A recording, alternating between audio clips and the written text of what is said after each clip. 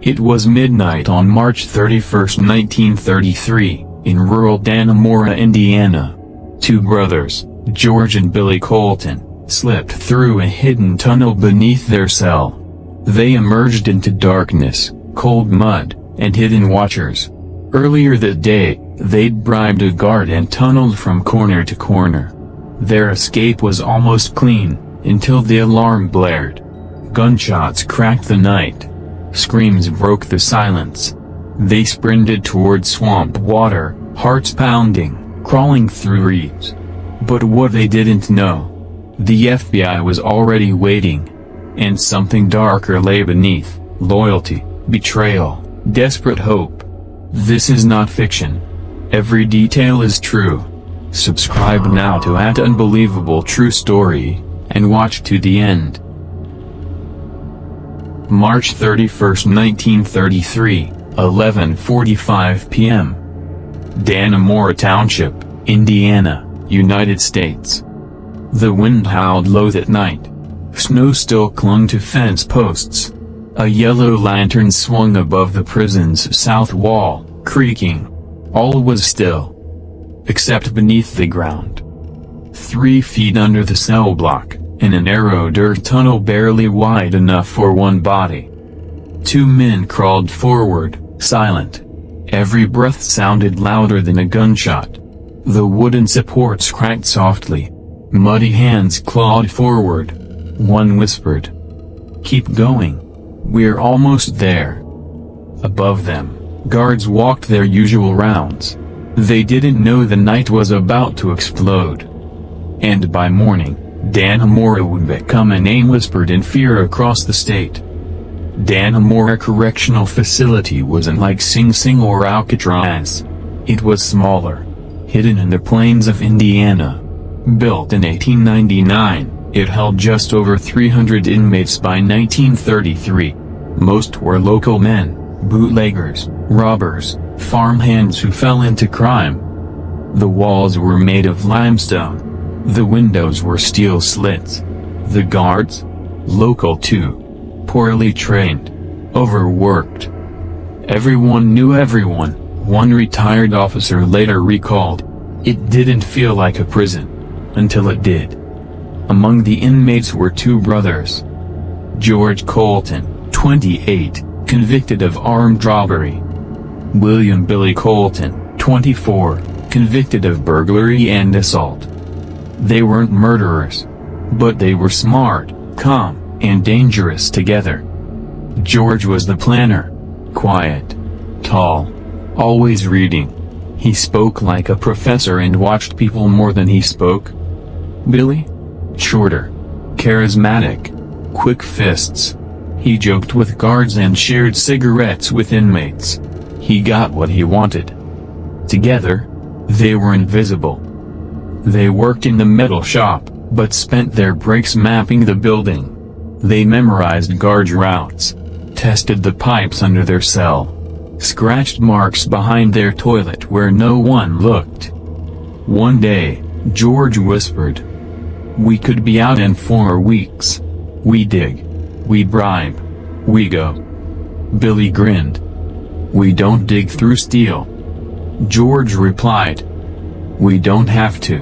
We dig around it." February 1933. They began. Each night, when the guards turned in, they pulled up the metal grate under their bunk. It led to an old plumbing crawlspace. Damp. Filthy. But quiet. Using spoons and scrap metal, they dug down. They created a narrow tunnel that curved under the wall. The soil was soft. The cold helped. But they needed more than tools. They needed time. And time came with trust. That's when Anna Mitchell, 31, entered the picture. Anna was a guard's assistant. She handled mail, cleaned sheets, and monitored the women's wing. But she was new to Dannemora. She came from a small town. Lost her husband in the Great War. Quiet. Kind. She often brought books for inmates. That's how she met George. He asked for Steinbeck. She delivered it the next day, smiling. Over weeks, George asked questions. "What's your story? Why here?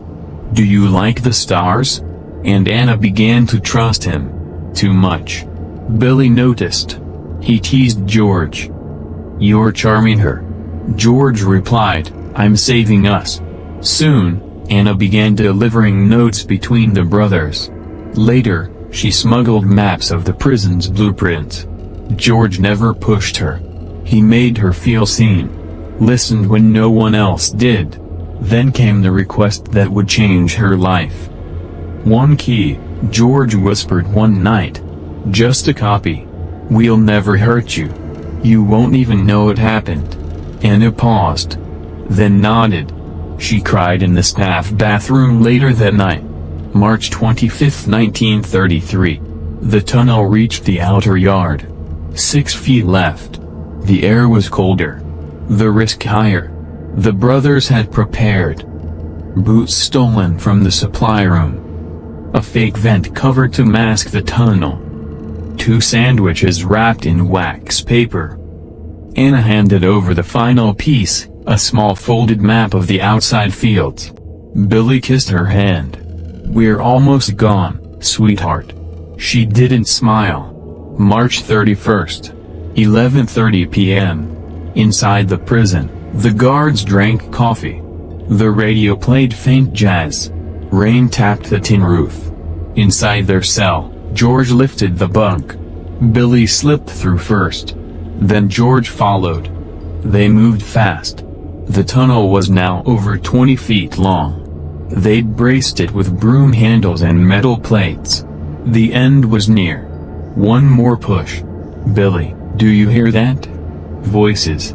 Suddenly, a loud clank. A shovel slipped. A beam snapped. Part of the tunnel collapsed behind them. They crawled faster. Billy reached the end, kicked upward. Dirt gave way. He emerged in the shadows beyond the eared wall. Then George. Both were free. They ran through a cornfield. Mud soaked their legs. They passed the outer fence, cut days earlier with smuggled wire cutters. They were out. But then, a siren. The guards had noticed. Lights flashed across the field. Billy grabbed George's arm. "Go east. Swamps that way." They vanished into the trees. Shots fired behind them. But they didn't stop. This is a real story. Every fact you hear is public. You can check it yourself. If real-life mysteries leave you breathless, subscribe now to @Unbelievable True Story. Because the next truth we uncover might hit even closer to home. April 1, 1933, 5:05 a.m., Dannemora, Indiana. Roosters crowed. A milk truck idled on Main Street. Sunrise was just beginning to paint the fields gold. But something was off. At the local diner, a radio bulletin cut through the static. Breaking report: 2 inmates have escaped from the Dannemora Correctional Facility overnight. Citizens are advised to stay indoors and report suspicious activity to local authorities. The town frowns. By 6 a.m., news had reached Indianapolis. By 8 a.m., the FBI was notified. By noon, armed deputies from 4 counties had descended on Dannemora. Sheriff Alan Monroe, 53, stood outside the prison gates, pacing. He looked exhausted. "This is no ordinary escape," he told reporters. "These boys planned this for months. They're smart. They're dangerous. And they're still close."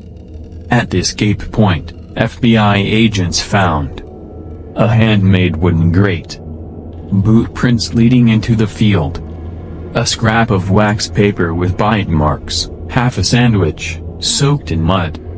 Forensic science was primitive in 1933, but the FBI had one edge. They knew the Coltons weren't just running. They were hiding. The question was, where? Anna Mitchell sat alone in a holding cell. Tears streamed down her face. Her wrists were cuffed. Agents had intercepted a letter in her coat pocket. It read, "To Anna. If we make it out, we'll write. If we don't, know we were free, if only for one night. G." She was charged with aiding a felony escape. During interrogation, she whispered, "I didn't mean to help them escape.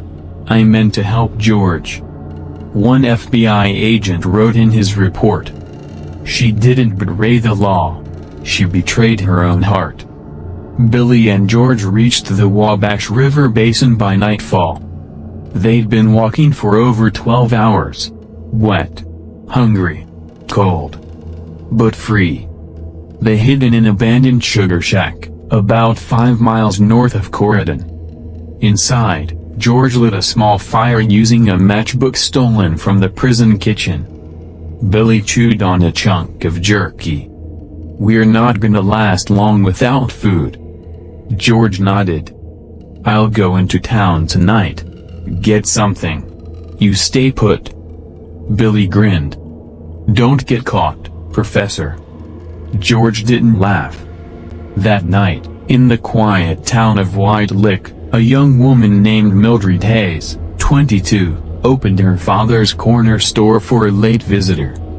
A man, soaked in river water, asked for bread, matches, canned beans, a small map. He had clean fingernails, no accent. He paid in crumpled bills, then left.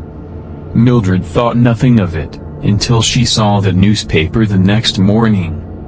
By 2 p.m. that day, FBI agents surrounded the sugar shack. But it was empty. The Coltons had moved on. April 3, 1933, 7:15 p.m., Greene County, Indiana. At a dusty roadside fuel stop, 2 deputies spotted 2 figures hiding in the woods. Within minutes, 6 men surrounded the patch of trees. Then, a sound. Crack. A branch. Hands in the air. Billy sprinted. George hesitated. He raised his hands. The sheriff's voice boomed. "Don't do it, son." But George didn't drop the small knife in his hand. Instead, he stepped back. A deputy fired a warning shot. Then silence. Finally, George threw the knife down. Billy was gone. Back at the sheriff's office, George refused to talk. He sat still. Didn't blink. Didn't eat. "You won't find him," was all he said. But they would try. And they would find something else, a stash spot in the woods with a loaded revolver, 2 maps, a photograph of Anna Mitchell. Billy had left it behind. Back in federal custody, a package was delivered anonymously to a Chicago newspaper office. Inside, 5 handwritten letters, all signed W. One read, "I didn't ask for this life. But I won't rot behind bars like an animal.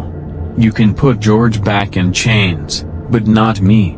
Another read, "Every man wants freedom. Only some are brave, or stupid, enough to take it." The paper published the letters under the headline, "The Outlaw Philosopher." The public reaction was mixed. Some saw Billy as a criminal.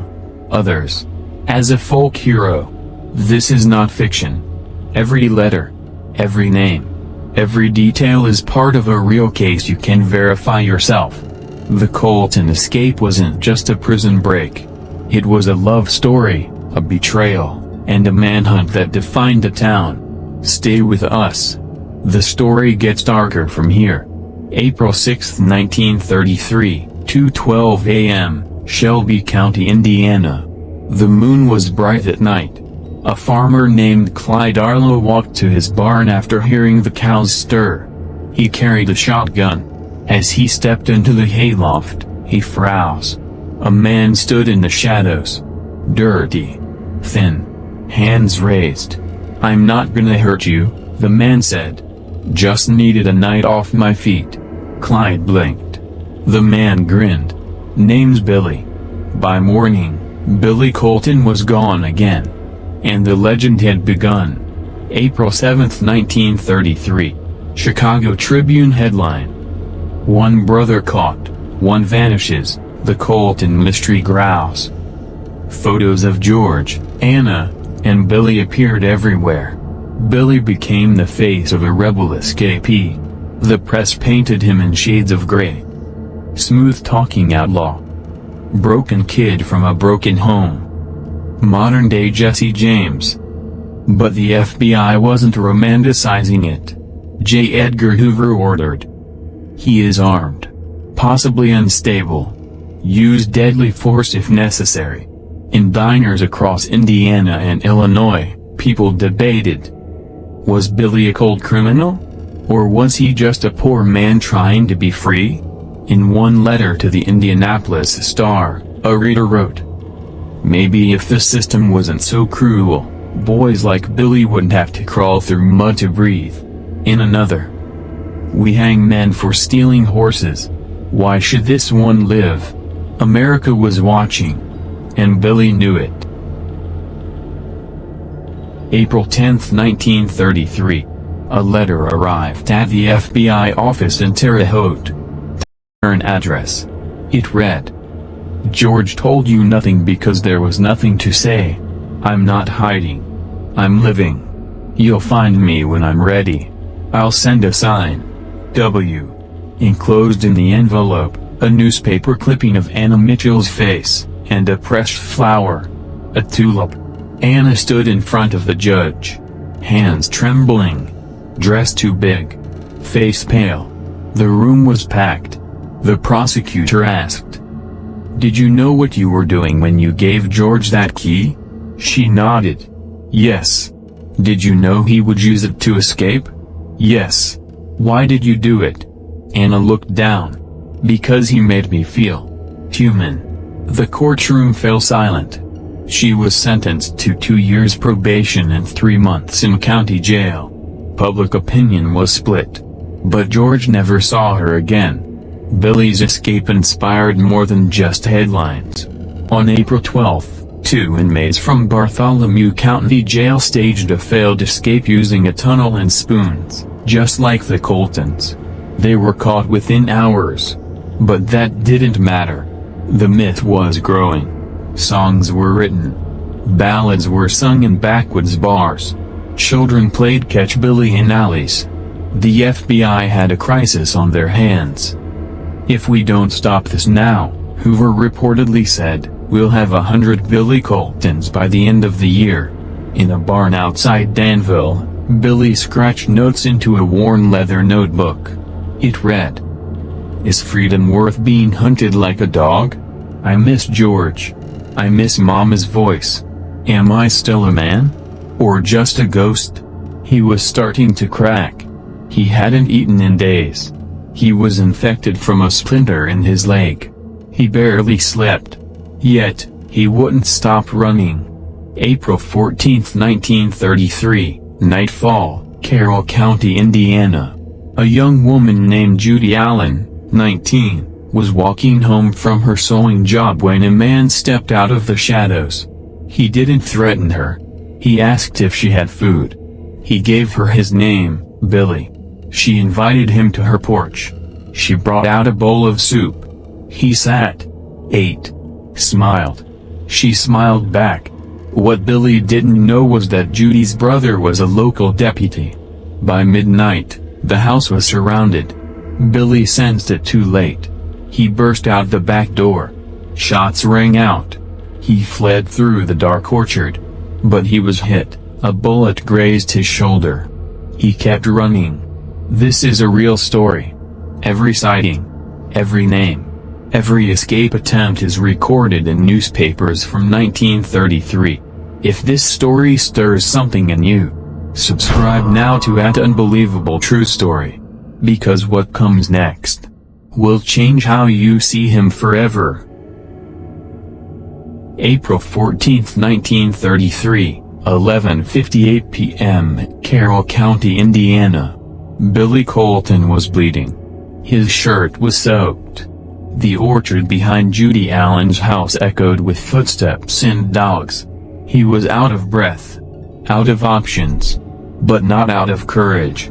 He pressed against a tree trunk, eyes scanning for movement. Far off, a voice shouted, "Billy, you're surrounded. Don't make this worse." Billy pulled a small pocket Bible from his coat. He kissed it, then vanished into the dark. At sunrise, dozens of lawmen swept the cornfields of Cass County.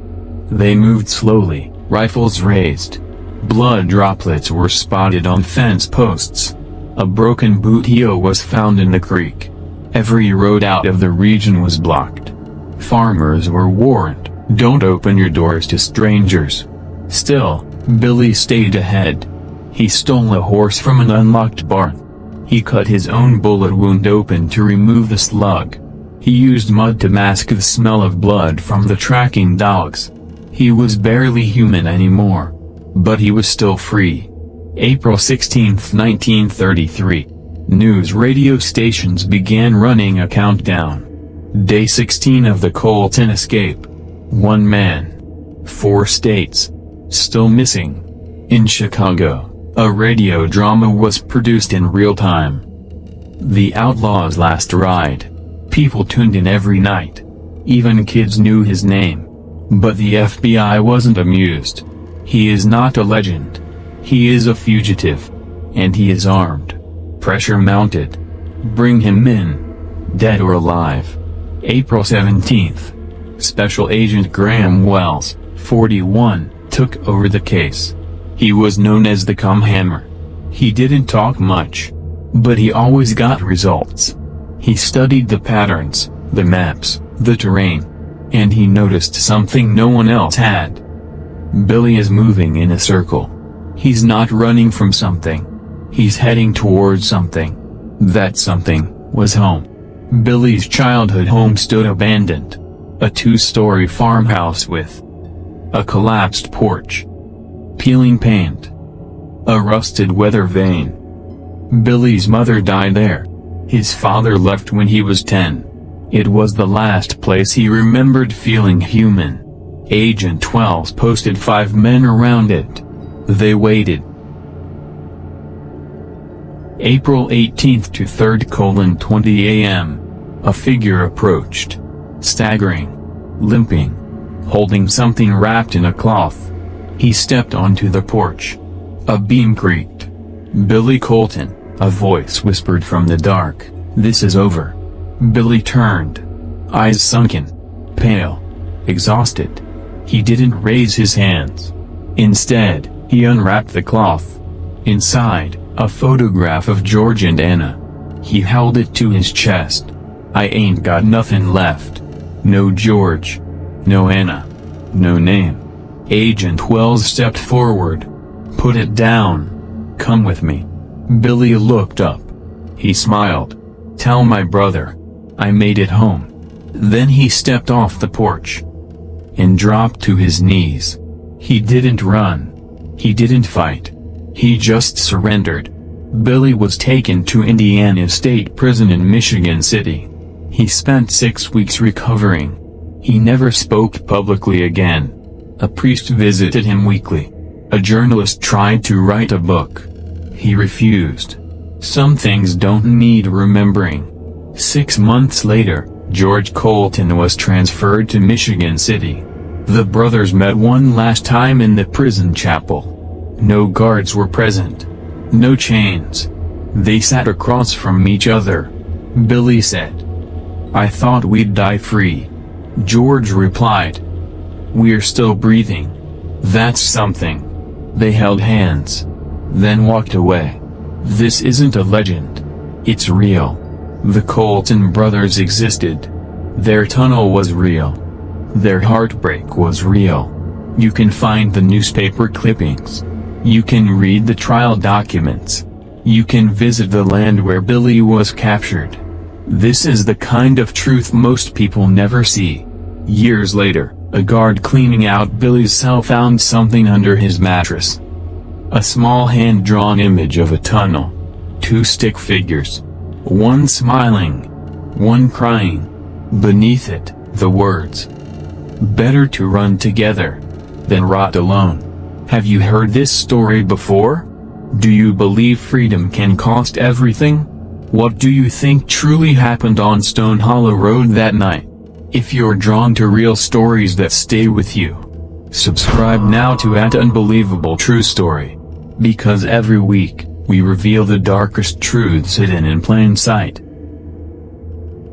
October 12, 1947, 10:12 a.m., Union Hill Cemetery, Indiana.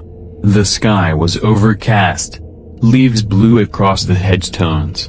A lone man in a gray coat stood at a small, unmarked grave. He knelt down, removed his hat. In his hands, a folded drawing. A tunnel. 2 boys. Stick figures. One smiling, one crying. The man whispered, "You got out. But did you ever make it home?" That man was George Colton. That grave was Billy's. After their capture, both brothers were sentenced to life in separate state facilities. George adapted. He worked in the library, taught reading to younger inmates, earned the nickname, the Preacher. Billy, broken in both body and spirit, never found peace. In 1938, he attempted suicide.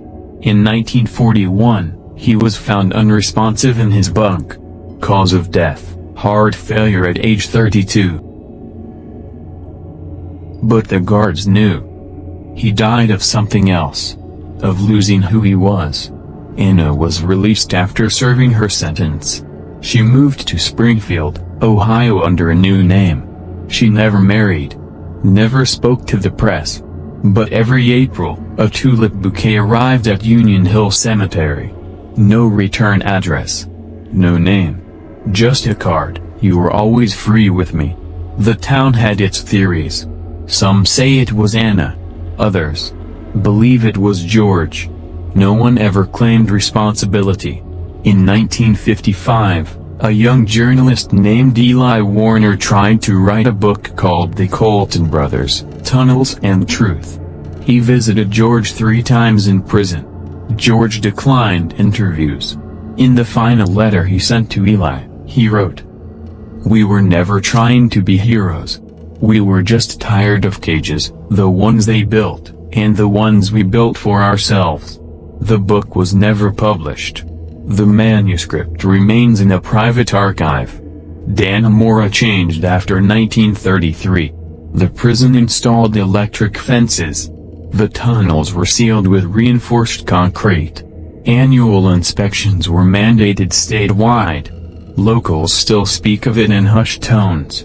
In the diner near Main Street, there's a black and white photo on the wall. George and Billy Colton, standing in prison clothes, side by side. Beneath it, a plaque reads, "The last time they were seen together." Some believe Billy never really died in prison. There are rumors. A man in Mexico claimed to be Billy Colton in 1963. An ex-prison nurse swore she helped him escape again. In 1972, a gravestone in Texas bore his full name. With no official record. All theories. No proof. But it begs the question. What if Billy did make it home one final time? This story is real. The Colton brothers existed. The escape was documented in newspapers across the Midwest. The prison's blueprints are still on file. You can visit Union Hill Cemetery. These aren't folk tales. These are the hidden bones of American history. Present day. In the Indiana State Museum archives, there's a small artifact not on public display. A torn notebook page. Faded pencil lines. 2 stick figures. One smiling. One crying. A tunnel drawn in between. On the back, a single sentence. "Better to be lost in the dark than never to leave the light." No one knows for sure who drew it. But it's catalogued under Colton, William, Inmate File 7129. Have you ever heard of the Colton brothers before? What do you think truly happened in that orchard? Or in that prison cell? Could you have lived like Billy, Always running, always hiding, never really free? If you're drawn to real stories that haunt your heart, subscribe now to @Unbelievable True Story. Because every week, we uncover the darkest truths hidden in plain sight. Watch the next video on your screen, or dive into our playlist of true crime and lost legends. The next story might shake you even deeper.